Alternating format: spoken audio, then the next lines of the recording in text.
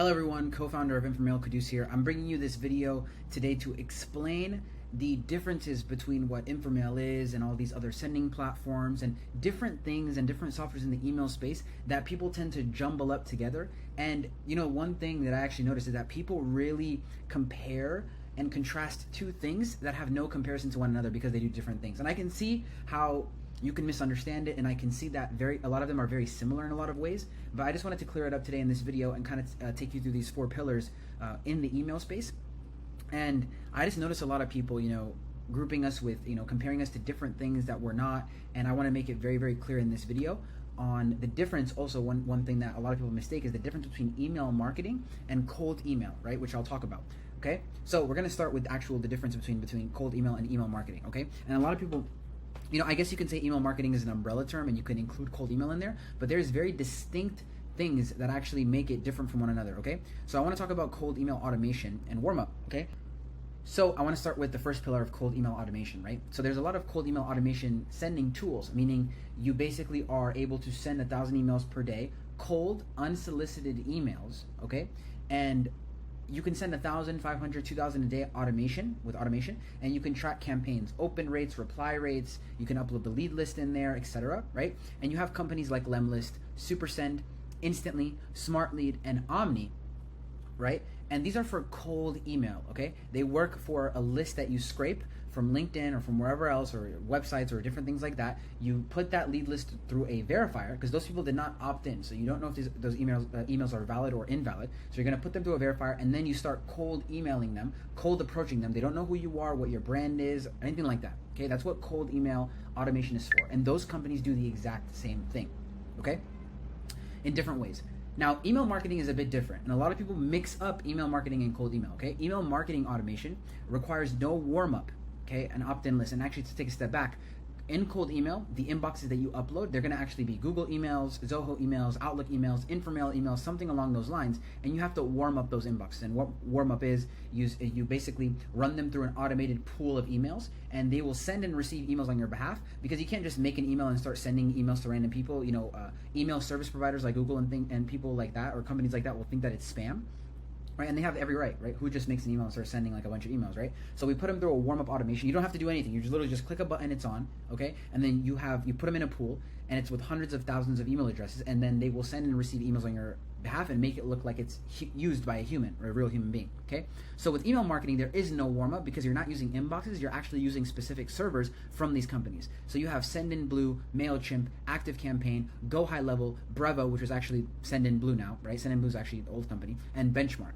So this is for someone like, for example, an e-commerce business that has a list of 100,000 customers, customer emails, and he wants to send out a campaign because he launched a new product, for example, or he's running a different discount, okay? So he will use a server like this, right? And these emails are verified because, when people opt in, it's like, hey, you ever like put in your first name and last name, and then they ask you for the email, and then you have to go verify the email, and then you start receiving newsletters or anything like that, right? Or coupons, whatever it is. That's exactly what that's for. So I have a list. I didn't scrape it. I actually own the list. I collected the data on my own. It's mine. People came and opted in because they were interested in me or my product or my business, right? And I put all of those lists, all those people on one of these websites, right? And the thing is with these websites is that they will ban you if you do cold email. They do not support any type of cold email, which is why there's a different infrastructure required when doing cold email, okay? So these companies are if you already have an opt-in list. If you're trying to do a newsletter, okay? If you're trying to collect data and you want to actually own the data, for example, okay? And you have a business with customers that have already used your stuff, you would want to blast all of them at once using their service because that's what it's made for. They're made for opt-in lists. They're made for that, okay?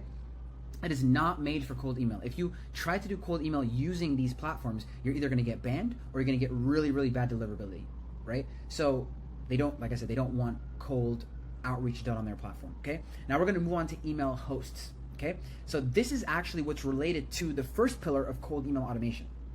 So you have email service providers, okay? And when you create an inbox, for example, with Gmail, and you have something@gmail.com, okay? That's a free email that you can use. But if you, whatever your name is, let's say it's John, and you do john@something.com, okay? Then you're going to make an email under either Google, Zoho, Outlook, or Infomail, okay? And then that's going to be a host. And you have to pay every single month for that inbox. on Google, Zoho, and Outlook, but with InfraMail you don't. You pay for an unlimited amount of inboxes, and it's $99 per month, one flat rate. So you can have for example, 100 inboxes on Google would be $600 per month just to send emails from 100 different inboxes, for cold email purposes. And with InfraMail it'd be $99.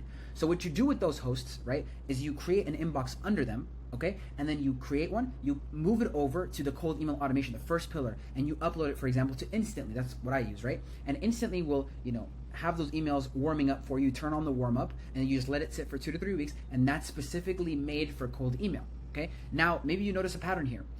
A company that has a list of 100,000 people doesn't want to sit there and buy so many domains, right, and send emails, in this fashion when they could just use MailChimp and send 100,000 or 1 million emails for like $300 a month, and they don't have to worry about domains, nothing. They're just using servers, and they prove that they give the list to MailChimp, and they say, hey, look, all these people opted in. You can verify that I have the information here, and then MailChimp allows them to do that. Right? So hosting is a bit different, and it coincides with cold email, not email marketing. Okay? And then there's the last pillar, which is email SMTP servers, made for opt-in lists. Okay? And if you do cold email using these servers, you're going to get banned. It's a matter of time that you get banned because they only allow people that have opt-in lists. That's what they prefer, at least. So you can probably get into the platform and start using it for cold email, but then when they notice that things are not looking correct and it doesn't seem like you're doing an opt-in, campaign, then they're going to ban you or give you a warning or something along those lines. It doesn't last for a very long time, okay? And they also have a very long onboarding process because they want to vet out the person that's sending emails, so they always, will ask for your information, legal entity, all that different, information about your business, okay? So what are SMTP servers used for? That coincides with email marketing. So for example, if an e-commerce business has a flow or a list of 100,000 people or 100,000 leads, right? Usually in that stage, and you're just using MailChimp, they're going to get like 20, 30, 40% open rates, right? With cold email, it's actually a lot higher. You're getting like 80, 90% open rates, okay? Or 70%, 60%. So it's a little bit different because the infrastructure is different, okay?